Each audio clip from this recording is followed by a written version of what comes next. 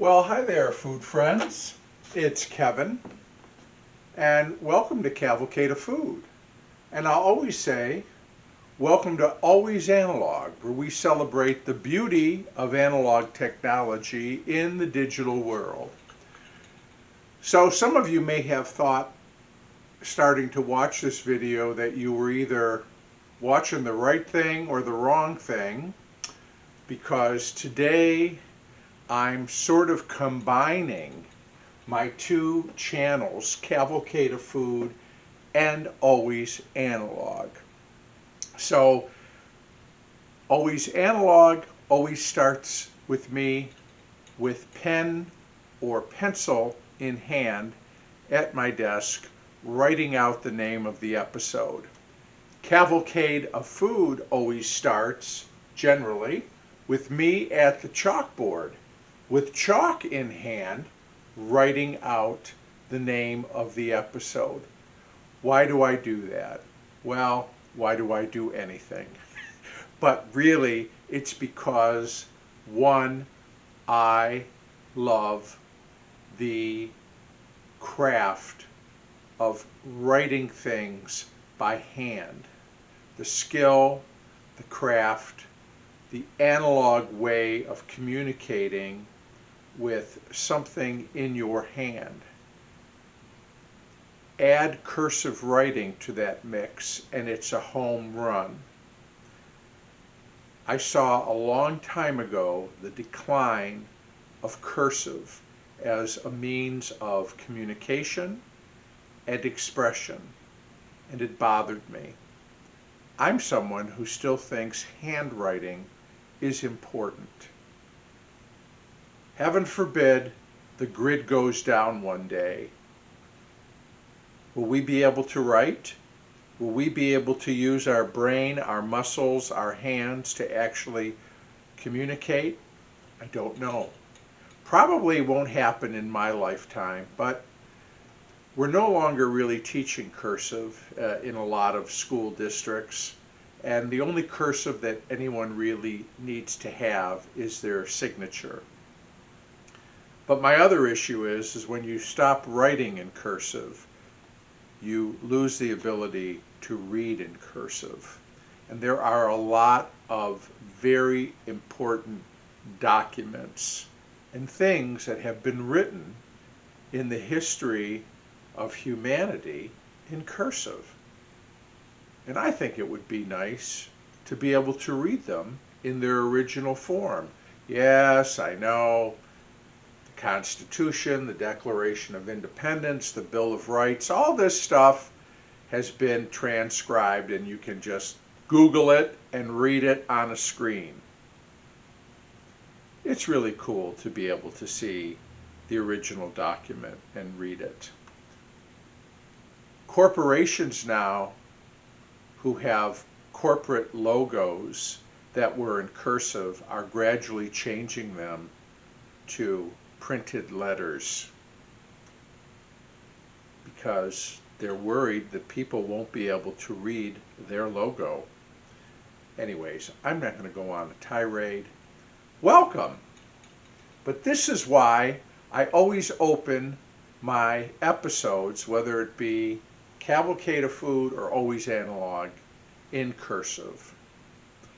And the reason for the combined episode comes back a little bit to education, because we're getting close to field trip season, and I'm preparing the old Cavalcade here for some visits from our local second graders coming on a field trip. Totally thrilled. And they've come before, so it's not the first time, but it's so fun to see these kids in here. And as you can know, there's a lot to look at. But one of the highlights of their field trip and the last stop is the typewriter room. So my job between now and the arrival of the students is to make sure all the typewriters have fresh ribbons and are working properly because, you know, these are 7-year-olds and 7-year-olds love to touch things. Well, we all do sometimes. We love to pick things up and look at them. But because of the nature of the collection, they have to touch with their eyes until we get to the typewriter room and they can lay their hands on a typewriter and actually experience using one. And some of the students have never even seen one before, let alone used one. So it's exciting.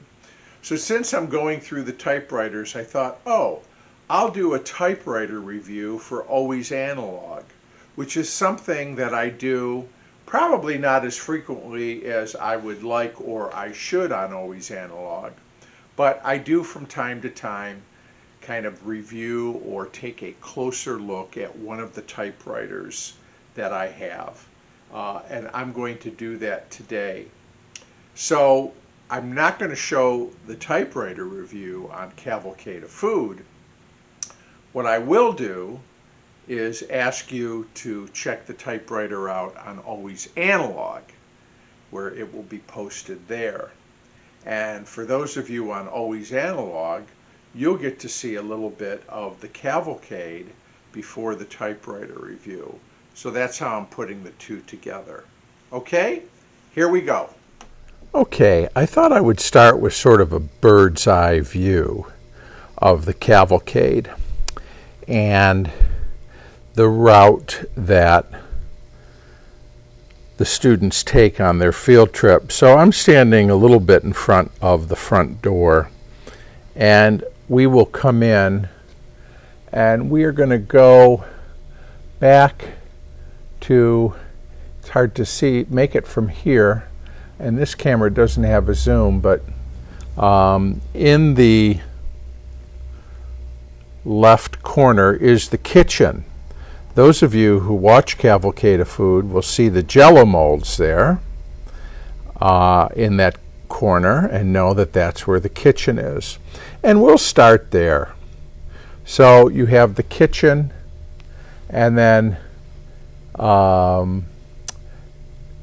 next to the kitchen is the cookbook library, where often we're doing these cookbook videos, which I know many people enjoy those. And then we come over here, and this is the record library and phonograph department. And along the walls we have coffee pots and blenders going right down the line into the cookbook library. Over there on the wall, that is sort of a display of artifacts from the Ben Franklin dime store, which is what this building was for over 80 years. It was the Pabst Ben Franklin store. And there were a number of things left here, and the Pabst family gave me a number of things, and I always like people to remember that this was a dime store. And so, anyways, that's right there. And again, you see the records. These are the records that I produced the Cavalcade radio show with. And then cookbook library, kitchen. Here's the main hall. So we have mostly dishes going down the hall on the left and a little bit on the right. Then we get into some small appliances. We'll take a closer look. And then, let's see. Whoop, I guess you don't want to see the ceiling, do you? How about if we come down a little bit here? And in that corner, perhaps through some of the lamps, you'll see the range room. And that's where I keep my stove collection, and the refrigerators are behind that. Then along the wall here, I have my collection of radios, and then the last stop on the tour is the typewriter room, which is right here. So we'll take a closer look ground level, but I just wanted to sort of give you a bird's eye view. People have asked me sort of about the Cavalcade and how it's laid out. So here it is.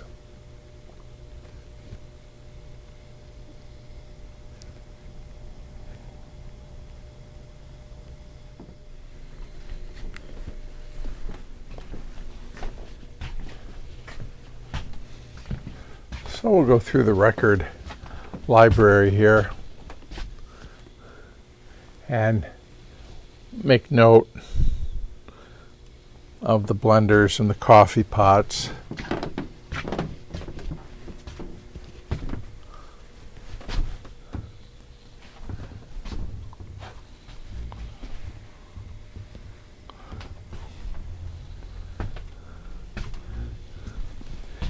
And now we're walking into the library. Got a collection of recipe boxes. Who remembers those? Anyways, more blenders, more coffee pots.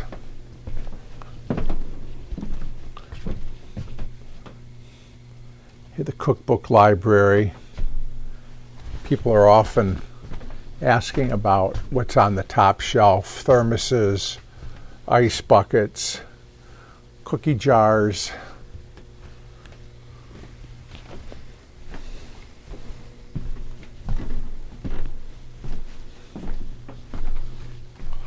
Oh, potato chip tins, canister sets. I've done videos on a lot of these things. If you haven't seen them and are interested, please just search Cavalcade of Food. We come out to the main aisle here. I did an episode on pitchers, some of you may recall. Again, dishes, canister sets. On this side, cake carriers, waffle irons, crock pots. We got down there electric griddles, cookers, fryers, food processors, coffee mills, toasters, irons, more coffee pots, teapots. Of course, here's the kitchen, familiar to many of you. The electric skillets. I get more questions about electric skillets, I think, than anything else. Then we come into the range room. Got a few refrigerators here. I only have about 7 or 8.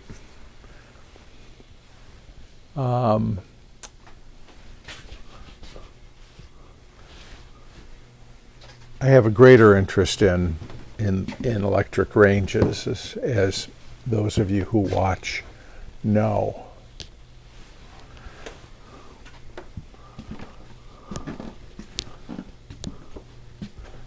Roasters, Tupperware. I want to say hi to Madge. My desk. Mixers, can openers. A few things from my first 10 years of working life, age 18 to 28 or so. I was a motion picture projectionist. A job that doesn't even exist much at all anymore. Everything's digital.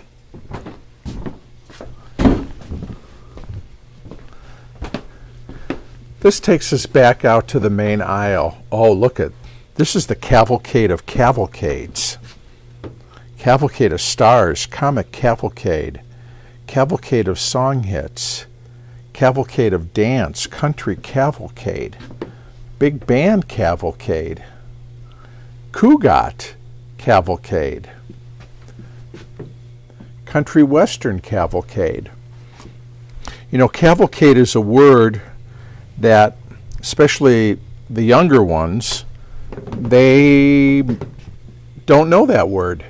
And they ask how I made it up. And so it's like, no, it's actually a real word. And it's not used as much as it was. But this shows them that I'm just not making it up here. We're always teaching, always learning, right, folks? Okay, so my always analog friends, here's the typewriter room. So I've kind of got it divided up here. These are standard typewriters starting here, what some call desk typewriters, standard size. I've got a lot of telephones and there's a dictaphone, other analog equipment sort of mixed in here in the room. So these are, again, all sort of standard desk typewriters. And then, as you can see, I have, these are my portables here.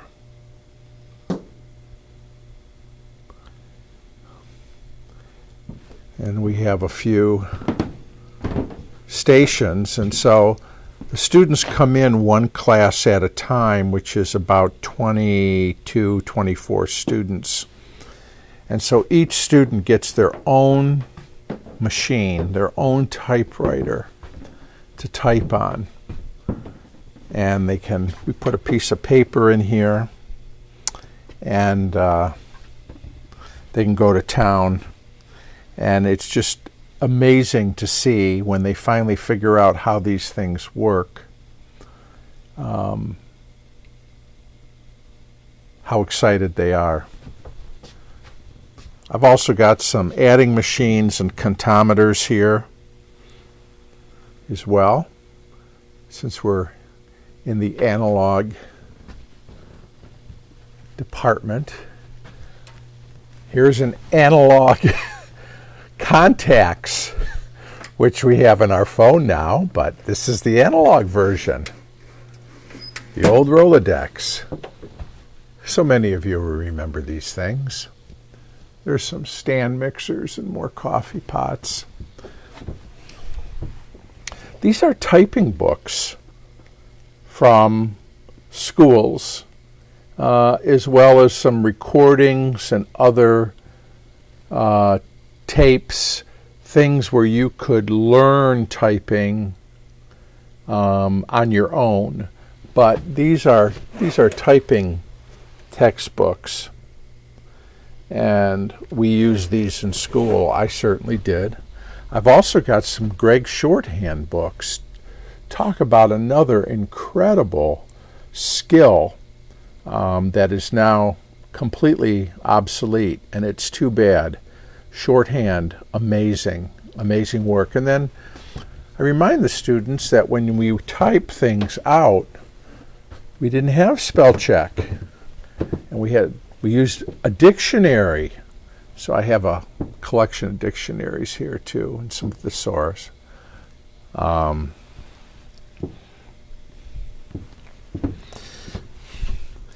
Here's a old typewriting certificate. Here's a record, touch typing.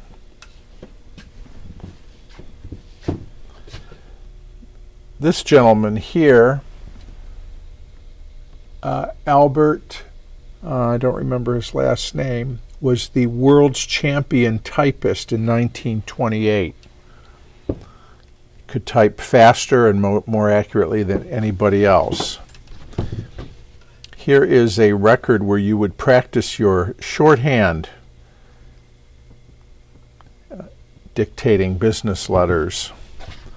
And of course, the touch typing chart, which fingers used which keys. There's another touch type record album to help us learn. Again, portables, and here's one of our typing books.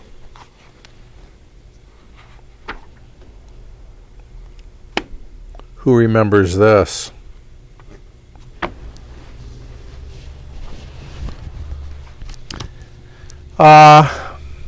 I think I might feature the Olympia SG1 on today's Always Analog. I have a couple of them, one here and one over there in the corner.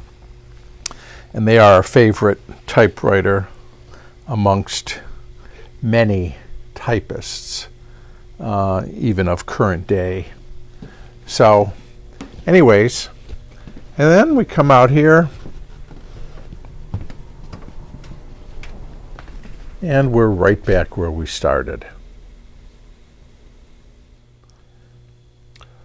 So, for those of you who are Cavalcade of Food watchers, that sort of wraps things up for this episode.